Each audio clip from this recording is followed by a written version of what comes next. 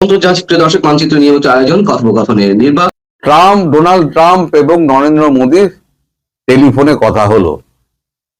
কথা হলো বেশ কিছুক্ষণ, তার মধ্যে অনেক পয়েন্ট ছিল এবং এই টেলিফোনিক যে আলাপ, সেই আলাপটা বলা যায় সম্পূর্ণ বাংলাদেশ কেন্দ্রিক, পুরোটাই বাংলাদেশ কেন্দ্রিক।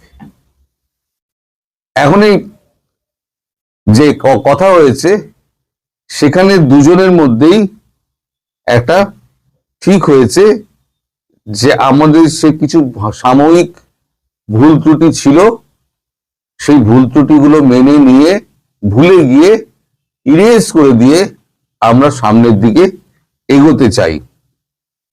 ইউক্রেন রাশিয়া যুদ্ধে ভারতের মধ্যস্থতা উনি চেয়েছেন। এ ব্যাপারে যা ঘটে গেছে সেটা বলেছেন উনি যে ব্ল্যাকবোর্ডে লেখার মতো ডাস্টার দিয়ে তুলে দিন, এখানে কোনো দুঃখ প্রকাশ বা সরি বলার কোনো জায়গা নেই।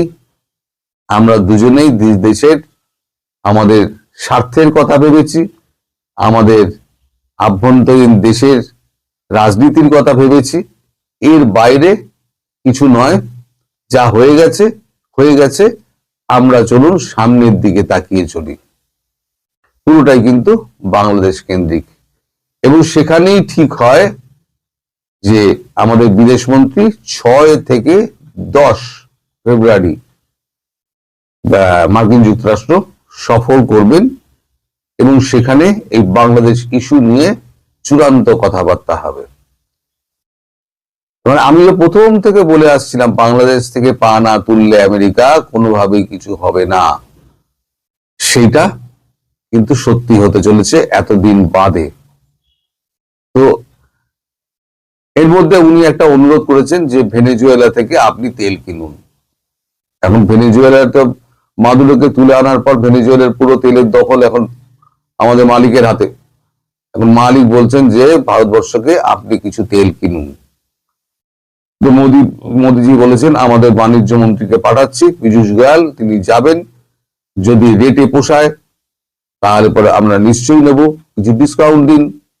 আমরা ডিসকাউন্ট রেটে আমরা তেল কিনছি, আমরা রাশিয়া থেকে তেল কিনছি, ইরান থেকে বর্তমানে আমরা তেল কিনছি না, এই কারণে যে ইরানের সঙ্গে আপনাদের ইসরায়েলের একটা গন্ডগোল চলছে, সেই নিয়ে আমরা এখন চাবাহার বন্দরেও আমরা কোনো নিবেশ এখন আর করবো না, আর ইরান থেকে তেলও আমরা নেব না। কিন্তু ভেনেজুয়েলা থেকে তেল নিতে আমাদের আপত্তি নেই, কিন্তু যদি রেট ঠিক থাকে, আপনি আমার ডিসকাউন্ট রেটে দিন, আমি আপনার থেকে নেব। সব ছেড়ে দিয়ে আমি শুধু ভেনেজুয়েলা থেকেই তেল নেবো, আমার কোনো আপত্তি নেই, আমার কোনো অ্যালার্জি নেই কোনো কিছুতেই। তখন উনি বলেছেন ঠিক আছে, আপনি আপনাদের বাণিজ্য মন্ত্রীকে পাঠান, আমাদের বাণিজ্য মন্ত্রী তাদের সঙ্গে বসবেন, বাণিজ্য সেক্রেটারি তার সঙ্গে বসবেন, আমাদের সেক্রেটারি বলেন, তাদের সঙ্গে বসবেন, বসে ওনারা নিজেরা ঠিকঠাক করে নেবেন। যা ঘটে গিয়েছে।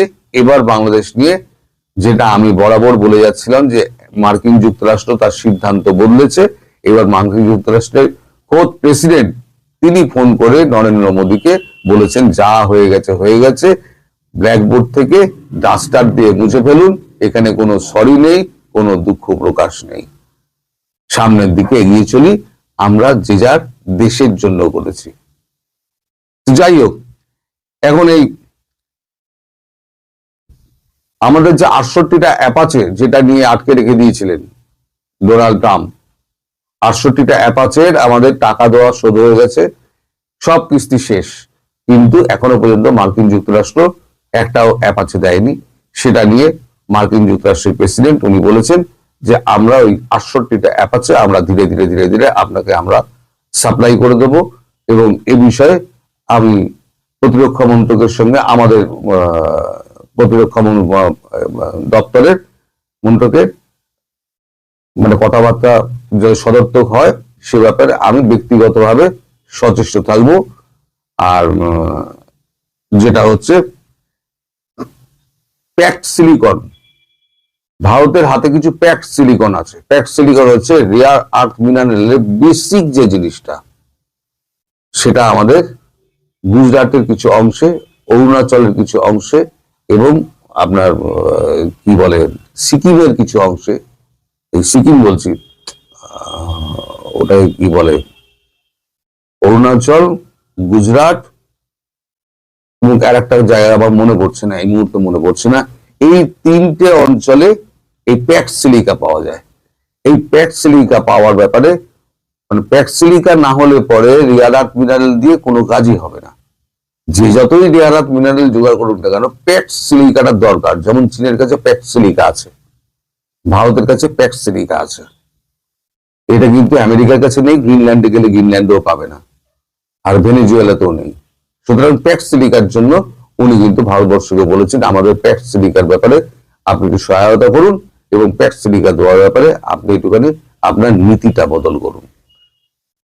তো মোদীজি পুরো শুনেছেন এবং দুপক্ষের মধ্যে একটা কথাবার্তা হয়েছে যে আমরা কেউ এ ব্যাপারে এক্স হ্যান্ডেলে আমরা কেউ কোনো করবো না, বিবৃতি দেবো না, কেউ কিছুই লিখবো না এক্স হ্যান্ডেলে। না আমার পক্ষ থেকে আমি লিখবো, না আপনার পক্ষ থেকে আপনি লিখবেন। আমি ট্রুথ সোশ্যালেও কিছু দেবো না, এটা আমাদের মধ্যেই থাক। তো এই হচ্ছে কথাবার্তা। এর মধ্যে আপনাদের নির্বাচন হচ্ছে, দেখুন নির্বাচনে কি হয়। নির্বাচনে যে মানে যা ঠিক হয়েছে 52-53 থেকে 55% মতো ভোট সরকার দেখাবে, এরা নিজেরা ঠিক করে নিয়েছে।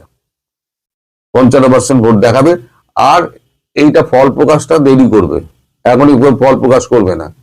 আর আপনাদের এই মোটামুটি 68 জন আপনার কি বলে না 65 জন আপনার ডিপ্লোম্যাটিক পাসপোর্ট স্যারেন্ডার করে দিয়েছে।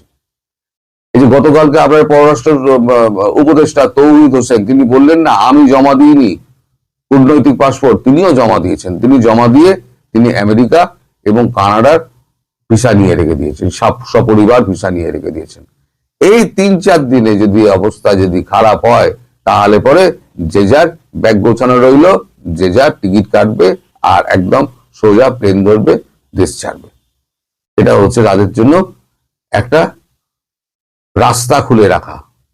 এই যে কূটনৈতিক পাসপোর্ট জমা দিয়ে আমি সাধারণ পাসপোর্ট দিয়ে আমি ভিসাটা আমি করে রেখে দিলাম, মানে ভিসাটাকে চেঞ্জ করে দিলাম। আগের ভিসা করা ছিল ওটাকে চেঞ্জ করে দিলাম এই পাসপোর্টে। তো এবার কি হলো, এবার আসি আপনাদের নেত্রী শেখ হাসিনার কথায়। শেখ হাসিনা 4 তারিখে আপনাদের 12 জন নেতাকে ডেকেছেন। 4 তারিখে, এই 4 জানুয়ারি, আজকে 2, পরশু দিন হচ্ছে 4 জানুয়ারি ডেকেছেন। কারণ তিনি ভেতরে ভেতরে তৈরি হচ্ছেন। তিনি বলেছেন যে একটা জিনিস পিছিয়ে গেছে, সেটা অন্যের কারণে পিছিয়ে গেছে, উনি কারোর নাম করেননি, আমিও নামটা করব না, একজনের জন্য পিছিয়ে গেছে। কিন্তু এবার পরিস্থিতি বদল হয়েছে, এই বদলি পরিস্থিতিতে এবার কিন্তু আমাদের খুব তাড়াতাড়ি কাজটা সেরে ফেলতে হবে এবং আমাদের দেশে ফিরে আমাদের দেশের হাল ধরতে হবে। এটা গেল নাম্বার 1। নাম্বার 2, আপনাদের ওখানে এবার বলা হচ্ছে যে ভারতবর্ষ নাকি বাজেট বাড়িয়ে দিয়েছে আপনাদের দেশের জন্য। আসলে বাজেট বাড়ায়নি, বাজেট কমিয়ে দেওয়া হয়েছে। আমাদের এখানে প্রতিরক্ষা খাতে বড় বৃদ্ধি, চাবাহারে শূন্য বা বরাদ্দ, এই একটা খবর এখানে বেরিয়েছে। এখানে একটা ছোট লাইনে এখানে কিছু কিছু শব্দ বাংলাদেশ সম্পর্কে রয়েছে, আমি সেইগুলো শুধু পড়ে শোনাচ্ছি। অন্যদিকে প্রতিবেশী রাষ্ট্রের বাজেটে কিছু গুরুত্বপূর্ণ পরিবর্তন ঘটনা হয়েছে। বাংলাদেশ সঙ্গে সম্পর্কে টানাপোড়েন চলছে, সে দেশে ভারত বিরোধী ভাষ্য সামনে আসছে। বিশেষত সে দেশের প্রধানমন্ত্রী শেখ হাসিনা ভারত থেকে বাংলাদেশের রাজনীতি নিয়ে মন্তব্য করে যাওয়ায় বিরূপ প্রতিক্রিয়া তৈরি হয়েছে ভোটের মুখে দাঁড়ানো ঢাকার। আপাতত বাংলাদেশ খাতে তাই হাত পুরোপুরি উবুর না করে গতবারের অর্ধেক বরাদ্দ করেছেন কেন্দ্রীয় অর্থমন্ত্রী। এবারের বরাদ্দ 60 কোটি টাকা, 60,000 কোটি টাকা। গত বছর যা ছিল 120 কোটি টাকা, 120 কোটি টাকা, 60 কোটি টাকা, 120 কোটি টাকা থেকে 60 কোটি টাকা হয়েছে। যুক্তি, ভারতের কম সুদে দেওয়া বিপুল পরিমাণ ঋণ, বিভিন্ন প্রকল্প চলছে বাংলাদেশে, তাতে কোনো স্থগিতাদেশ নেই। আগামী 12 ফেব্রুয়ারি সে দেশের ভোটে কি হয় সেটা সাউথ ব্লক একবার দেখে নিতে চাইছে। অন্যদিকে অনুদানের ক্ষেত্রে দক্ষিণ এশিয়ার দেশগুলির মধ্যে এবারও ভুটান তার সর্বোচ্চ 2,288 কোটি 56 লক্ষ টাকা বরাদ্দ করেছে ভারত। এছাড়াও নেপালের জন্য 800 কোটি টাকা, মালদ্বীপের জন্য 550 কোটি, শ্রীলঙ্কার জন্য 400 কোটি, মায়ানমারের জন্য 300 কোটি, আফগানিস্তানের জন্য 150 কোটি টাকা বরাদ্দ রাখা হয়েছে। সব থেকে কম বরাদ্দ হলো বাংলাদেশ, যেটা 120 কোটি ছিল, সেটা নামিয়ে করে দেওয়া হলো 60 কোটি। মানে সেটা হচ্ছে বাংলাদেশের বর্তমান অবস্থার জন্য। এবার যখন বাংলাদেশ সরকার পরিবর্তন হবে তখন দেখবেন বাজেট, ব্ল্যাক বাজেট যেটা থাকে, ব্ল্যাক বাজেট থেকে কিছু টাকা এনে এখানে ঢুকিয়ে আবার সেটেল করে দেওয়া হবে। তো আপাতত এই হচ্ছে খবর। 4 তারিখে একটা বড় মিটিং রয়েছে আমাদের প্রধানমন্ত্রী শেখ হাসিনার সঙ্গে নেতাদের। আর আন্দাজ করা যাচ্ছে এই ওই 12-র আশেপাশে বড় একটা কিছু ঘটনা ঘটতে পারে, এটা আমার কাছে খবর আছে। 12 তারিখের আশেপাশে আগে বা পেছনে এরকম একটা কিছু ঘটতে পারে, বড় ঘটনা ঘটতে পারে, যেটা আপনারা এখন কল্পনা করতে পারছেন না। আপনাদের দেশে বসে সেটা আপনাদের কাছে একটা দুর্বোধ্য জিনিস মনে হচ্ছে। তবে এই 6 থেকে 10 অব্দি জয়শঙ্করের বাংলাদেশ ইস্যুতে মার্কিন যুক্তরাষ্ট্রে যাওয়া এবং সেখানে এই বেন ক্রিস্টেনসনকে ডেকে পাঠানো হয়েছে বাংলাদেশে, এটা বলতে ভুলে গেছিলাম। বেন ক্রিস্টেনসনকে ডেকে পাঠানো হয়েছে, সেখানে তিনিও উপস্থিত থাকবেন। ডোনাল্ড ট্রাম্প তাকেও কিছু বুদ্ধি দিয়ে দেবেন কি করতে হবে না করতে হবে। সুতরাং নাটক জমে গেছে, আপনারা দেখতে থাকুন এবং চুপচাপ বসে পপকর্ন আর চা খেতে থাকুন। দেখুন, সম্মানিত দর্শক, বাংলাদেশে নতুন রাষ্ট্রদূত ব্রেন্ট ক্রিস্টেনসেন যোগদান করেছেন। বেশ লম্বা চড়া এবং এত যাকে বলা হয় দৃষ্টি আকর্ষণকারী মার্কিন রাষ্ট্রদূত ইতিপূর্বে বাংলাদেশে কখনো আসেননি। তিনি যদি তারেক রহমান সাহেবের পাশে দাঁড়ান কিংবা জামাতের আমিরের পাশে দাঁড়ান, তাহলে জামাতের আমির এবং তারেক রহমান সাহেবকে মনে হবে রীতিমতো বামুন, তার কোমর পর্যন্ত। এবং তিনি যেভাবে আমাদের প্রধান সেনাপতির পাশে দাঁড়িয়ে নাই, পাশে বসেছেন, এতেই মানে অনেকের পিলে চমকে গেছে। সেনাপ্রধান অনেক দূরে বসে আছেন। আমাদের তো সেনাপ্রধান বাংলাদেশে এভারেজ যে হাইট সেরকম 5 ফিট 5 ইঞ্চি বা 6 ইঞ্চি। আবার একটু উনি নাদুস মোটা হওয়ার কারণে তাকে আরো খাটো মনে হয়। আর অন্যদিকে মিস্টার ব্রেন্ট ক্রিস্টেনসেন, তিনি 7 ফিট না 6.5 ফিট, এটা নিয়ে আমার যথেষ্ট সন্দেহ আছে। আবার তার মধ্যে আবার বেশ মোটা সোটা। তো কাজেই তার পাশে যদি সেনাপ্রধান দাঁড়াতেন, একটা বেজ্জতি কাণ্ড ঘটে যেত। লোকজনের কাছে আমাদের আর মুখ দেখানোর কোনো অবস্থায় থাকতো না। কিন্তু তিনি যেখানে যেখানে গিয়ে ইতিমধ্যে দাঁড়িয়ে ছবি তুলেছেন, সেটা ইলেকশন কমিশন হোক বা অন্য যে জায়গাগুলো হোক, প্রত্যেকটা জায়গার ইজ্জত পাংচার হয়ে গেছে।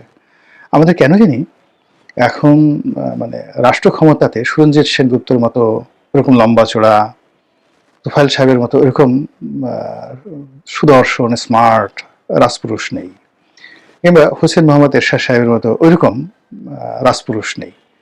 ওনার যারা লোকজন ছিলেন, মন্ত্রী এমপি ছিলেন, সবাই লম্বা চড়া ছিল। আর আমরা এখন কি বলবো, সব খাটো লোক পেয়েছি, বাট্টু লোক পেয়েছি।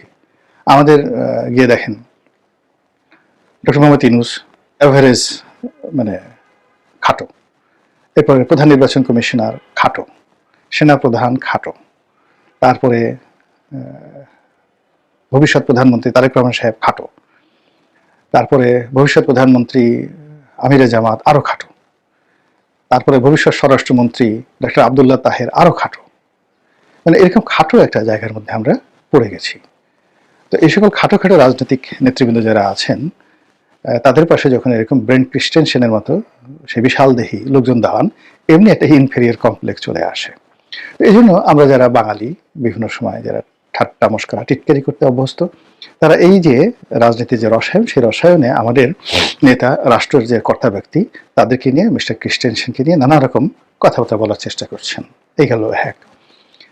2 নম্বর হলো যে মিস্টার ব্রেন্ট ক্রিস্টেনসেন তিনি সাধারণ কোনো ব্যক্তি নন। একে তো মার্কিন রাষ্ট্রদূত, তার উপর ডোনাল্ড ট্রাম্পের রাষ্ট্রদূত, তার উপর বাংলাদেশের সমস্যা, তার উপর আবার তাকে বিশেষভাবে ট্রেনিং দিয়ে বুঝিয়ে শুনিয়ে বিশেষ একটা পরিস্থিতিতে বাংলাদেশে পাঠানো হয়েছে, যখন বার্মা অ্যাক্ট বাস্তবায়ন, রোহিঙ্গাদের সঙ্গে যুদ্ধ করা, তারপরে রোহিঙ্গাদেরকে পুনর্বাসন করা, রোহিঙ্গাদের মধ্যে যুদ্ধ দেহি যে গ্রুপ রয়েছে তাদেরকে দমন করা, এবং এই গ্রুপটিকে আবার মায়ানমারে নিয়ে মায়ানমার জান্তা সরকারের বিরুদ্ধে কাজ করা, মানে যেভাবে মধ্যপ্রাচ্যে কুর্দিদেরকে ব্যবহার করানো হয়েছে এই আমেরিকা করেছে। তাদেরকে অস্ত্র দিয়ে শস্ত্র দিয়ে প্রথমে আইএসের বিরুদ্ধে যুদ্ধ করিয়েছে, তারপরে সিরিয়ান আর্মির বিরুদ্ধে যুদ্ধ করিয়েছে, তাদেরকে তুরস্কের বিরুদ্ধে যুদ্ধ করিয়েছে, ইরানের বিরুদ্ধে তাদেরকে যুদ্ধ করিয়েছে, পুরো মধ্যপ্রাচ্যকে তছনছ করে দিয়েছে কিন্তু এই কুর্দি জনগোষ্ঠী দ্বারা। দিয়ে আবার তাদেরকে ডলা দিয়ে ভিক্ষুক বানিয়ে তারা চলে আসছে। এই আমেরিকা তাদেরকে লোভ দেখিয়েছিল যে গত 100 বছর ধরে কুর্দিরা যে দাবি নিয়ে লড়াই করছিল, সেই লড়াইয়ের প্রেক্ষিতে তারা স্বপ্ন দেখেছিল বা লড়াই করছিল যে মধ্যপ্রাচ্যের একটা বিরাট অংশ, তার সঙ্গে সিরিয়া, তারপর তুরস্কের একটি বিরাট অংশ, ইরাকের একটি বিরাট অংশ এবং ইরানের একটি বিরাট অংশ, এটা মিলিয়ে একটা স্বাধীন কুর্দিস্তান দখল করার বা তৈরি করার যে স্বপ্ন তাদের মধ্যে ছিল। এবং সেই স্বপ্নটি দ্বিতীয় বিশ্বযুদ্ধের পরে জেনারেল আইসেনহাওয়ার তাদেরকে কমিটমেন্ট দিয়েছিল, কিন্তু তারা সেটা করেনি। তো যাই হোক, সেই স্বপ্নটা বাস্তবায়ন করানোর জন্য এই সময়টাতে তারা লোভ দিয়ে তাদের দ্বারা যুদ্ধ করিয়ে স্বার্থ নিয়ে তারা চলে গেছে ফুটফুস। এখন কুর্দিরা মার খাচ্ছে, সবার হাতে মার খাচ্ছে, সিরিয়ার হাতে মার খাচ্ছে, ইরাকের হাতে মার খাচ্ছে, ইরানে মার খাচ্ছে, ইরানে তো নামই নিতে পারছে না, আর তুরস্ক তারা মার খাচ্ছে। তো তদ্রূপ ওই কুর্দিদের মতো করে এখন রোহিঙ্গাদেরকে ব্যবহার করার জন্য মার্কিন যে মাস্টার প্ল্যান, সেই মাস্টার প্ল্যানের আপনি বুঝতে পারেন যে কি মাস্টার প্ল্যান। সেই মাস্টার প্ল্যান দিয়ে তারা বাংলাদেশকে ব্যস্ত রাখবে, মায়ানমারকে ব্যস্ত রাখবে, চীনকে ব্যস্ত রাখবে এবং কালাধান প্রজেক্টের ওই এলাকাতে ভারতকে ব্যস্ত রাখবে। ভারতের সেই যে সংশ্লিষ্ট এলাকা, সেই এলাকার মধ্যে রীতিমতো কান্না শুরু হয়ে গেছে। বোঝার চেষ্টা করি টোটাল কাজটা যার হাত দিয়ে হবে তিনি এই ব্রেন্ট ক্রিস্টেনসেন। কাজে তার যে উচ্চতা, এটা যেন তেন উচ্চতা না, এটা আপনাকে বুঝতে হবে। এখন সেই ভদ্রলোক বাংলাদেশে এসেছেন, আসার আগের থেকে আওয়াজ হচ্ছে, আর তিনি আসছেন, আর হায় মিস্টার ব্রেন্ট ক্রিস্টেনসেন, আর হায় তিনি আসছেন, হি ইজ কামিং। এবং যখন আপনি দেখবেন যে কারো আগমন নিয়ে প্রচুর যাকে বলা হয় প্রচারণা ঘটে, ধরে নেবেন তার হাত দিয়ে একটা সর্বনাশ ঘটবেই। বাংলাদেশে পিটার দিয়ে হাঁস আসার আগেও কিন্তু এরকম প্রচার চালানো হচ্ছিল যে বাংলাদেশের জন্য স্পেশালি ডিজাইন করে একজন রাষ্ট্রদূত আনা হচ্ছে। তো পিটার ডি হাঁস আনার সঙ্গে সঙ্গে কি নাম দেখেন তো, পিটার ডি হাঁস, সবাই বলে পাতি হাঁস। এবং সে যে কাজটা করে গেল বাংলাদেশে, বা এখনো যে কাজটি করছে, অকল্পনীয় না? তো পিটার ডি হাঁসের আসার আগে যেভাবে তোড়জোড় করেছিল বাইডেন প্রশাসন, তার চেয়ে 100 গুণ তোড়জোড় করেছে ডোনাল্ড ট্রাম্প প্রশাসন এই ভদ্রলোক আনার জন্য। এবং পিটার ডি হাঁস আসার আগে যারা ছিলেন তারা মানে এরকম দীর্ঘমেয়াদে বাংলাদেশে প্রায় 17 মাস বা 1.5 বছর কন্টিনিউয়াসলি মানে চার্জ দ্য অ্যাফেয়ার্স ভারপ্রাপ্ত রাষ্ট্রদূত দিয়ে আমেরিকা চালায়নি। কিন্তু মিস্টার ব্রেন্ট ক্রিস্টেনসেনের কার্যকালকে গ্লোরিফাই করার জন্য, গুরুত্ব দেওয়ার জন্য তারা এই 17 মাস ধরে তাকে ট্রেনিং দিয়েছে, তার নিয়োগ চূড়ান্ত করেছে এবং করে তাকে সেইভাবে এম্পাওয়ার্ড করেছে। এবং সেই পাওয়ার নিয়ে তিনি এখন বাংলাদেশে ঘোরাফেরা করছেন। তার সেই বিশাল দেহ নিয়ে তিনি যার পাশে দাঁড়াচ্ছেন, মুহূর্তের মধ্যে সেটা ম্রিয়মাণ হয়ে যাচ্ছে। যেখানে যাচ্ছেন সেই জায়গার সর্বনাশ ঘটে যাচ্ছে, সেখানে একটা আতঙ্ক তৈরি হচ্ছে, একটা বিতর্ক তৈরি হচ্ছে। কেন, কি কারণে নির্বাচন হয়ে যাবে, এখন সবকিছু হচ্ছে, কেন এরকম হবে, এই জিনিসগুলো নিয়ে আলোচনা হচ্ছে। তো যাই হোক, মিস্টার রাষ্ট্রদূত, মার্কিন রাষ্ট্রদূত, তিনি কথা বলেনই বলতে গেলে, শুধু একটাই কথা বলছেন, যে কথা তছনছ হয়ে গেছে সবকিছু। তাকে নিয়ে ঘুসঘুস কুসকুস ফুসফুস করার কোনো অবকাশ তিনি রাখেননি। তিনি সোজা বাংলায় বলে দিয়েছেন যে তিনি এই বাংলাদেশে বসে আওয়ামী লীগ, বিএনপি, জামাত, হেফাজত, তারপর সে তাবলিগ যারা আছে, এমনকি ঢাকা শহরে গুন্ডা পান্ডা, আন্ডারওয়ার্ল্ডের ডন, তারপর শেষে যারা পথবধূ পতিতা, যারা তৃতীয় লিঙ্গের মানুষ, তাদের সাথেও তাদের যোগাযোগ হয়, বাংলায় বলে দিয়েছেন। এবং এটা তারা তাদের রুটিন ওয়ার্ক অনুযায়ী কাজ করে। কথাটা কেন আসলো, কেউ বলার চেষ্টা করছিল যে আওয়ামী লীগের সঙ্গে তাদের একটা যোগাযোগ আছে। তো তিনি কোনো নাম মেনশন না করে তিনি বলছেন শুধু আওয়ামী লীগ না, বাকি সবার সাথে তাদের যোগাযোগ আছে। ফলে কি হলো, অন্যান্য যারা আছেন তারা চুপচাপ রয়ে গেছেন। এর কারণে যদি আমেরিকা খোঁটা দিয়ে বলে যে আওয়ামী লীগের জামানাতে তোমরা কি গোপনে কাজ করোনি, তাদের কাছে তো সব রেকর্ড আছে। ফলে পুরো রাজনৈতিক অঙ্গন তার এক বক্তব্যে চুপচাপ হয়ে গেছে। তা বোঝার চেষ্টা করুন যে তিনি কি কথা শিখে এসেছেন। আর আমেরিকা এমন একজন লোকে পাঠিয়েছে যে যাকে দাঁড়া করালে বাকি সব ছোট হয়ে যায়, তার যে উচ্চতা, এবং সেই উচ্চতা নিয়ে তিনি নির্বাচন কমিশনে যাচ্ছেন, সেই উচ্চতা নিয়ে তিনি চিফ জাস্টিসের কাছে যাচ্ছেন। ও আমাদের চিফ জাস্টিসও কিন্তু লম্বা না, তিনিও ওই আমাদের প্রধান সেনাপতির মতো ওইরকমই গাট্টা গুট্টা আর কি। তো যার জন্য যেখানে যেখানে যাচ্ছেন, যারা বুদ্ধিমান তারা মানে চেয়ারে বসে ওনার সাথে ছবি তুলছেন। আর যারা এই সতর্কতাটুকু অবলম্বন করতে পারেন, যারা দাঁড়িয়ে ছবি তুলতে গেছেন, তাদের সবারই কিন্তু ইজ্জত হানি ঘটে গেছে ইতিমধ্যে। এখন এই যে মিস্টার রাষ্ট্রদূত, তিনি যে দৌড়াদৌড়ি করছেন এই নির্বাচনের এই সময়টাতে, যখন সবাই ধরেই নিয়েছে এখানে 90% বিএনপি ক্ষমতা আসবে, 10% জামাত ক্ষমতা আসবে, তো এই অবস্থায় তিনি সবার সাথে যোগাযোগ করছেন। ইট মিনস তিনি কাউকে ভাবে নম্বর দিচ্ছেন না। ইট মিনস তিনি যে এই মুহূর্তে নির্বাচনের যে ডামাডোল, সেই ডামাডোলকে তিনি গুরুত্ব দিচ্ছেন না। তিনি তার যে রুটিন ওয়ার্কগুলো করে যাচ্ছেন, সেই রুটিন ওয়ার্কগুলো দেখে আপনি কি বলবেন জাগো বাহে কণ্ঠে সবাই, কিংবা আপনি বলবেন পায়ের আওয়াজ পাওয়া যায়, অথবা আপনি কি বলবেন কিসের আওয়াজ পাওয়া যায়, নাকি শুধু দেখবেন তুমি আসলে বা তুমি গেলে শুধু চেয়ে চেয়ে দেখলাম, আমার বলার কিছু ছিল না। মহান আল্লাহ আমাদের সবাইকে হিদায়াত দান করুন এবং হেফাজত করুন। আসসালামু আলাইকুম ওয়া রাহমাতুল্লাহি ওয়া বারাকাতুহু।